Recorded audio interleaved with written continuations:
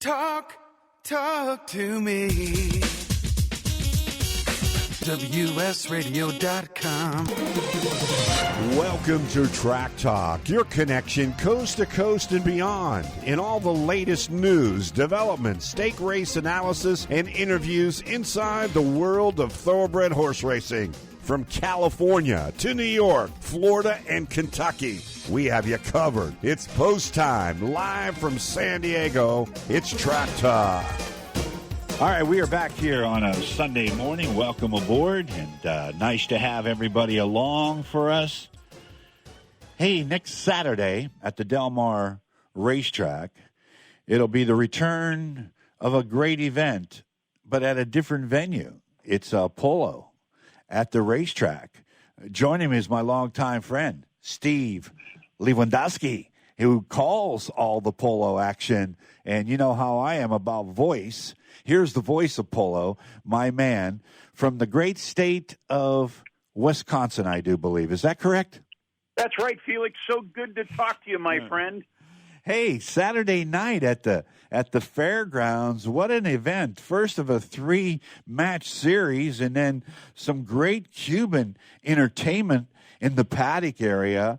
And you're going to have a concert, salsa dance party, and a polo match. And you've been around a lot of these great matches, these polo matches, as you have called polo for ESPN, Fox Sports. This is another feather in your cap. Oh, absolutely, absolutely. As a matter of fact, I think this is going to be my 30th year of calling polo. And I've been blessed with the opportunity to call it all over the United States, Europe, Mexico, Canada.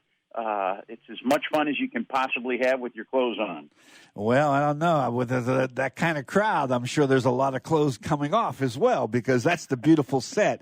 You know, you have the Malibu Polo Club, and then I think there's a man down in a very big horse owner, and if you're affiliated with polo, and as you are, John Oxley in South Florida. He's a very, very strong polo enthusiast. He owns a lot of horses. He owned the horse, the Kentucky Derby winner, Monarchos. But polo is a jet-set sport. It is a number of trickle-down effects, the fashion, the conversation, the image, and what have you. Personally, Steve, when I think of polo, the first thing that comes to my mind is Wilt Chamberlain played polo. My goodness, I wasn't even aware of that. Yes, he did. Wilt promoted the game of polo. But talking about polo, hey, Steve, how'd you get involved with polo? And, you know, a lot of people want to be a basketball announcer, a football announcer. I mean, how did polo lead itself into your life? Well, I dated a very lovely young lady who was a third-generation polo player, and we started dating first, and then she had an extra horse or two, and we would go riding together, and then she arranged that I had a spontaneous introduction with my first free lesson, and, next thing you know, it was history. So I started playing first. And then we did an exhibition at the brand-new equestrian facility at the Del Mar Fairgrounds. I think it was back in 91. And the normal announcer at that time was playing, and he wanted to play and announce at the same time, but it was just physically impossible. So I got the nod. So that's how I started my announcing back in the summer of 1991. Almost like Tom Brady when he replaced Drew Bledsoe. You know, he came in, and then all of a sudden the rest is history, my friend. Or being a Wisconsin guy, Brett Favre replacing Magic Mikowski. All right, there you go, right there. As you are true to your Wisconsin roots. Saturday night, February 22nd, at the Del Mar Fairgrounds. The San Diego Polo Club, the Del Mar Racetrack Polo and Concert. So there will be a polo match on the track, the track itself, and then there'll be entertainment and just dancing, frolic, a good time in the paddock area with the Cuban band being there on Saturday night after this all takes place. It's at the fairgrounds, as mentioned. It's benefiting the Helen Woodward Animal Center, and that's Saturday. That's this upcoming Saturday night, February 22nd. It's brought to you by Avison Young and McKinney Capital. And so this is the first time they have brought it to the fairgrounds. People who are familiar with the polo knows that they used to play at the polo fields, which was right across from Mary's on San Diego Road in there. And now I believe that land has been sold. So in order to reinvent polo and to keep it close into the city, they are doing these 3-set matches right there, and then they're building a new facility out there in Bonsall next to the racetrack itself. So polo will be pushed to the inner North County sector and section of San Diego County. But do you get excited promoting these? I mean, how do you prep for it, and what do you look forward to? Or is just as the horses, the players? How do you prep for it, Steve? Well, just like any other announcer would, you find out who the players are, and I believe in this version of polo, if I'm not mistaken, it's going to be 3-on-3. So you find out who's the number 1, who's the number 2, who's the number 3. And, of course, polo is a pro-am sport, so the professional players will be playing side-by-side with the amateur players, and also paying attention to the handicaps because, like golf, polo, each player is rated, and they're rated from a -2, which is kind of a beginner, all the way up through -1, 0, all the way up 1 to 10. 10 is polo playing perfection, and a 10-goaler would be analogous to a 400 hitter in baseball. They're quite rare, but they are just zen-like in their execution of shots and their mastery of their horses. So, how many in a regular polo game? How many players are on each side? When you're on an open grass field, it's a much larger expanse of property. It's 300 yards long by about 160 yards wide. So to put that in perspective, you can fit 9 football fields inside that stretch of land. So that's 4-on-4. And when you go to a smaller venue, they usually make it 3-on-3. This will be more of like an arena rule polo, but it'll be a lot of fun. The benefit is that the action will be up close and personal, and everybody can keep their eye on the players and their eye on the ball. Is it like highlight? You can bet on the players, or do you bet on the teams? I know you come from a thoroughbred horse racing background, but there's no formal betting in polo. Let me stress the word formal. I mean, there's people that always have side bets. Right. I'm going to take these guys, you take those guys. But the polo is not set up for parimutuel betting. So, do you handicap the horses that these players are on? Do they come into play at all? No, the horses aren't handicapped per se. So the players are handicapped by a handicap committee in each region of polo. And there's a number of factors that go into that, like knowledge of the rules of the game, equestrian ability, sportsmanship, etc. That all goes into the rating of the humans. The horses aren't rated, although they're an extraordinarily important aspect of the game. Some people say it's 80 to 85% of the talent out there is with the horses. But, you have horses, you want to learn on a horse that's kind of maybe close to retirement.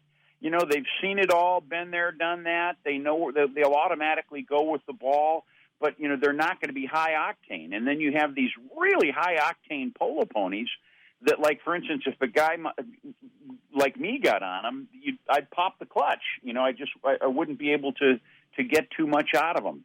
But there's a vast array in the talent of the horses, but you have to be really good to have a high-end horse. You got to really know how to ride it, and usually only the higher goal guys know how to do that. Stephen Lewandowski, what a great name! Say it for me. Lewandowski. Yeah, that's it. The Ski on the call here, live from Madison, Wisconsin, Badgerville.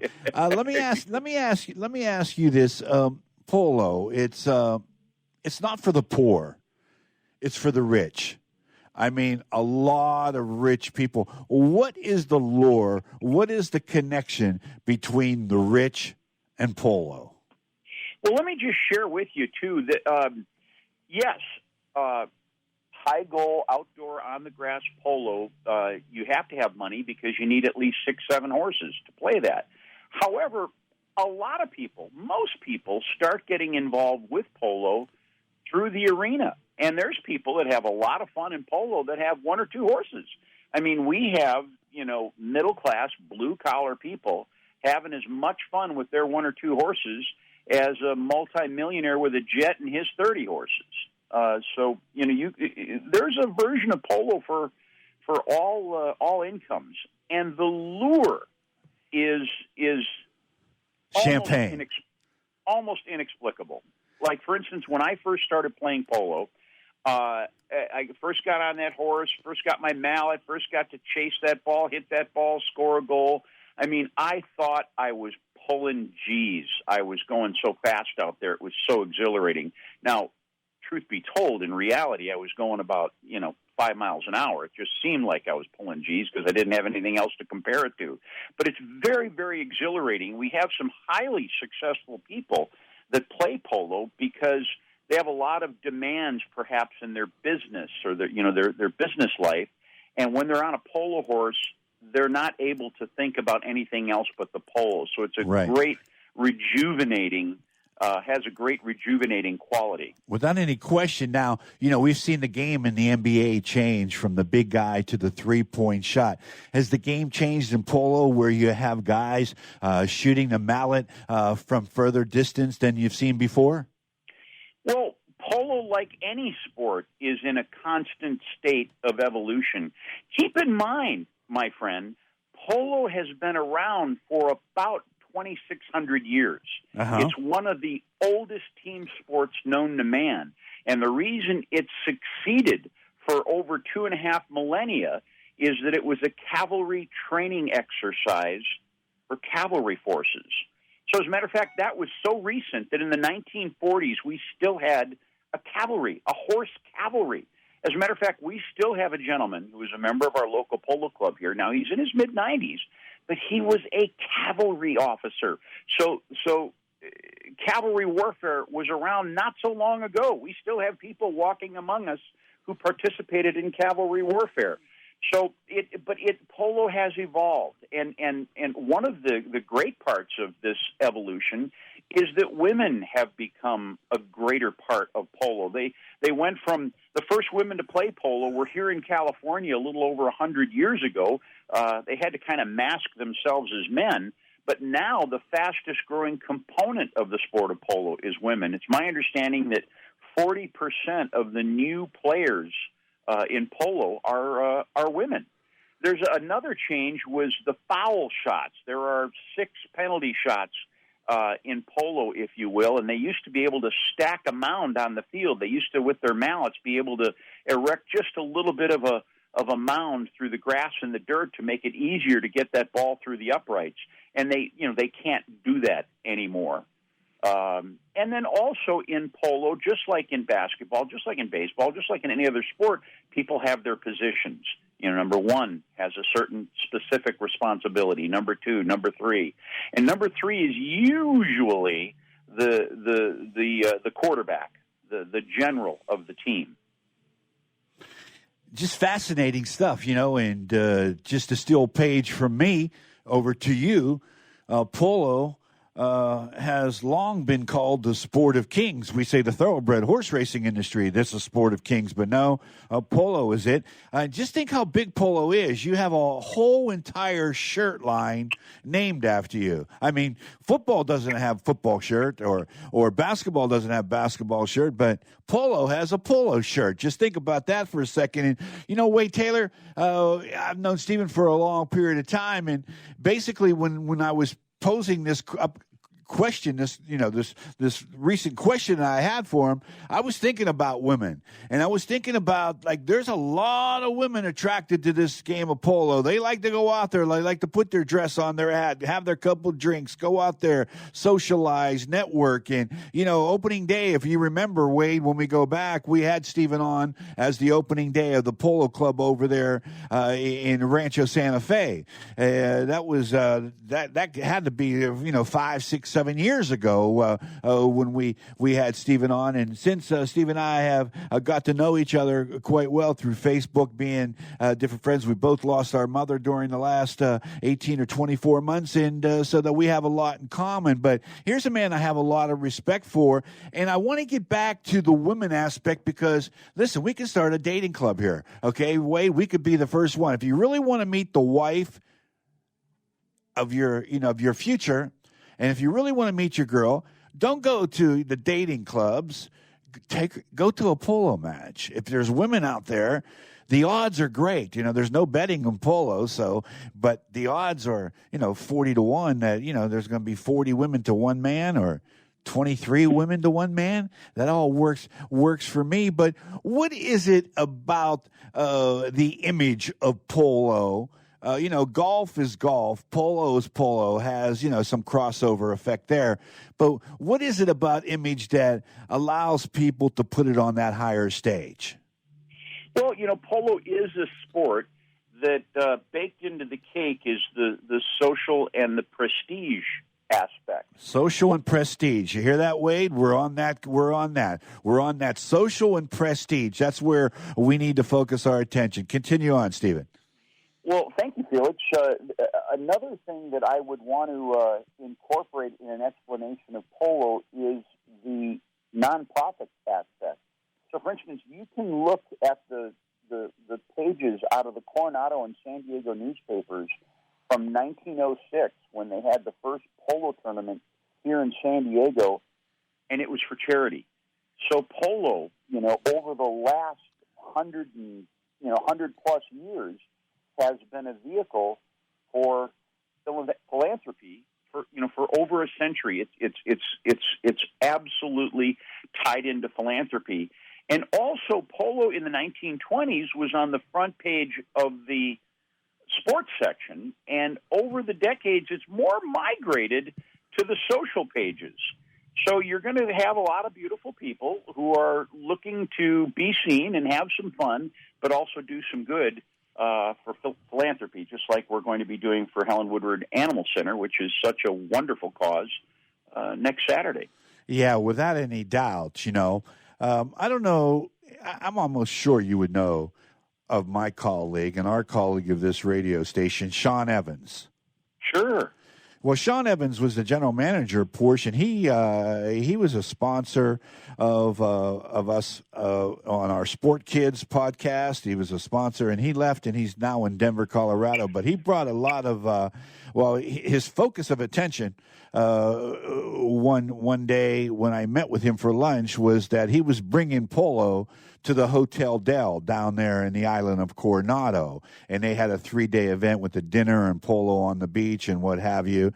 And the attention to detail was so over the top, I couldn't believe it. What do you think the atmosphere will be like at Del Mar, the return of polo next Saturday night? The weather should be okay. The entertainment's going to be great. And like you said, the social networking and the elegance of putting polo in the beach and, having the long history of polo is going to all equal up to a big night Saturday night at the fairgrounds for the polo, the concert, and a whole lot more, Steve.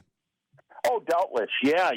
Sean Evans did a great job down there in Coronado. Of course, Randy Russell was the promoter. And in Del Mar, we're going to have the same prestige. I've been calling matches. Like I said, this will be my 30th year. And, oh, my goodness, so many wonderful things have transpired at polo matches. I mean, countless relationships have begun. There's countless people that have been married as a result of meeting someone at polo. Oh, that's there great. has been countless business deals consummated at polo.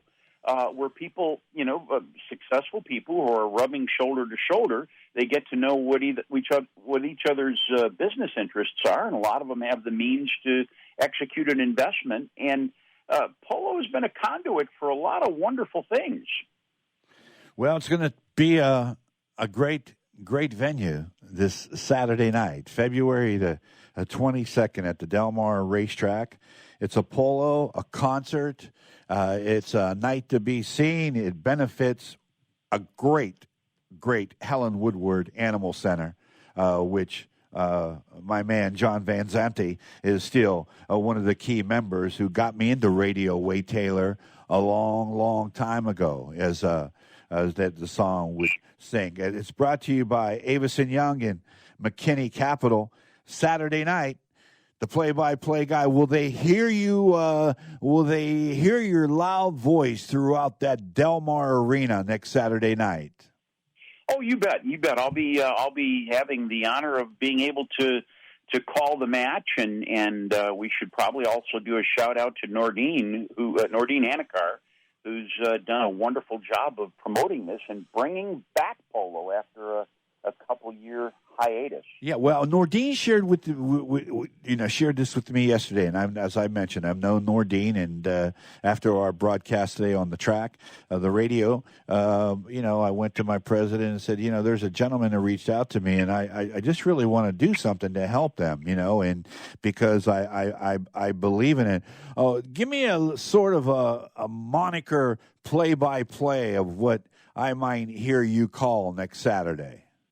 Felix Taverna is charging sideways across the field, picks up the near side shot, looks towards goal, and executes a beautiful near side forehander from 35 yards away. Go! Wow, that is fantastic. And now there's 5 young women chasing him. And which one will he choose? What a great score! 5-1 on that shot. Wade Taylor, you're a part of Polo, the Ranch and Coast magazine, who's been big proponents of promoting social lifestyle in North County, is behind this. And when I came to you, you had a great relationship with the Polo people in years past. Well, I was raised on a cattle ranch. Already. A cattle ranch? Exactly. Uh-huh. So that's my inflection point with horses. Oklahoma. Right, in Oklahoma. And just 2 things come to mind when it comes to polo. One is, and this is going to maybe sound a little bit odd, but like People Magazine, Us Magazine will do these things. The celebrities are just like us, right? And this is when it comes down to just socializing in sport. And so it's the sport of kings, definitely a deep pocket helps participate. But this is, those people simply wanting to get out, hang out with each other, do something interesting. And polo requires a bit of an elite circumstance. And so that allows them to have this elite lifestyle, but they're really just wanting to get out, socialize. Well, just show money. Let me get to the point here. Have you ever been to a polo match? I only watched it.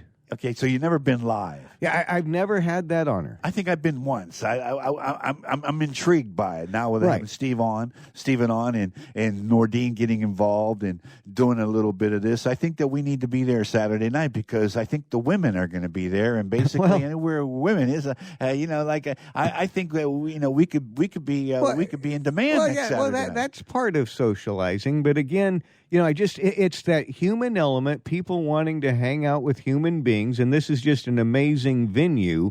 That, Steve, I like how you're mentioning that it's not inaccessible to working people, to that blue-collar person. And so it's a great chance for people to socialize on many levels.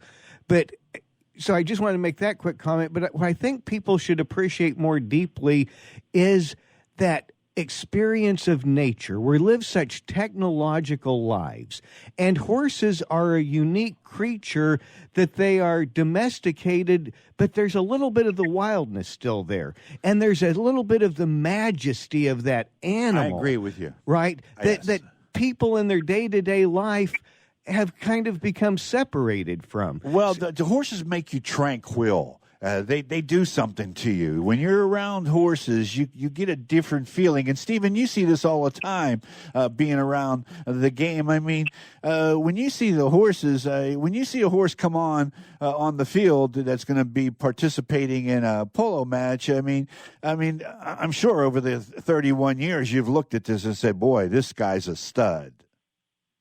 Oh, yeah, absolutely. It's really special when you see someone that's a gifted athlete, or and the gifted athlete could be the horse as well. It's really awe-inspiring when you see that gift in front of you, and them using their God-given talents to be just play in a superlative manner. So my next follow-up question would be is like, are the clubs dwindling now, or since that this the polo fields over there in Rancho Santa Fe, where you were accustomed to playing over the many years, the soccer fields now, whatever the land is, I don't know what that situation has developed into, but have the clubs dwindled down? Has the rush to polo been set back because of losing this prime place to play? Well, it's definitely not as robust as it was. First of all, let me just say that polo has never been stronger nationally, here in the United States. Right. But also on the local basis, it's still vibrant. Like for instance, there's a Manolo Polo School here at the Del Mar Show Park, where anyone can come up and learn how to play polo. We've got a former Argentine pro who lives in the area, Santiago Topo Mendez, and he's got a polo school. So people who have a passion for polo, like, for instance, if they see it next Saturday and just fall in love with it and say, you know what, this is going to be my sport, this is what I want to do, they have the opportunity to go to Show Park, take a lesson. Let me jump in here in reference something that you and I had a conversation. I think one of the times in running into you in Del Mar, I said to you, oh, hey, Steve, when's opening day of polo? And you said, well, unfortunately, I don't think there is going to be one this year. How many years did you run consistently where you had the gap? We played polo until polo where people could come and watch it on Sundays until 2018. So how many years was that? When did that club start? Yeah, when did you start becoming affiliated with that, and when did that start? Opening day at polo at the polo fields. Yeah, I personally became affiliated in '90. And started playing polo, then started announcing in '91. So you're talking about 20 years, 25. More importantly, the club opened there in '87. Okay, but so like there's been an opening day of polo from 1987 until 2000. And what year was the last year that they? 18. 18. So 19 is about the only year where we were completely dark. We were in a diminished capacity in 18. And then 19, we were, in diminished capacity. What that means is we were relegated to a backfield and only on X amount of Sundays. And then 19 gone for good. Yep, 19. So like you've been away from it, but when you talk about Nordine and these great people, and there is a market there. And without any doubt, it's going to take place Saturday at the racetrack. Wade Taylor. Yeah, and so, again, just to kind of conclude that thought, horses are one of the things that we have in our world today of technology that is pure, raw, primal nature. And I think it does our hearts good to have that interaction, that experience with something like that. And then polo frames that in such an elegant environment. I think it's just a unique opportunity for people to experience. Well, you're right. You have the equine, you have the polo player, you have the sport. It's a game, so you score, you get a point, and the object is put the ball through the net, just like playing tennis or playing basketball. There's an end result, But you see, rider, equine, jockey, whatever you call the rider, you wouldn't call him a jockey, but maybe so. But you have that, that synchronicity, which is so important in this. And you have just a sport that is highly valued on a lot of social fronts for a number of reasons, which we stated prior. But it's nice to see that somebody loves it so much that after a stop in action at the polo fields, that this group is starting it again, and they're going back, and they're doing a benefit for a great cause, as we mentioned. Steven's going to be the play-by-play man.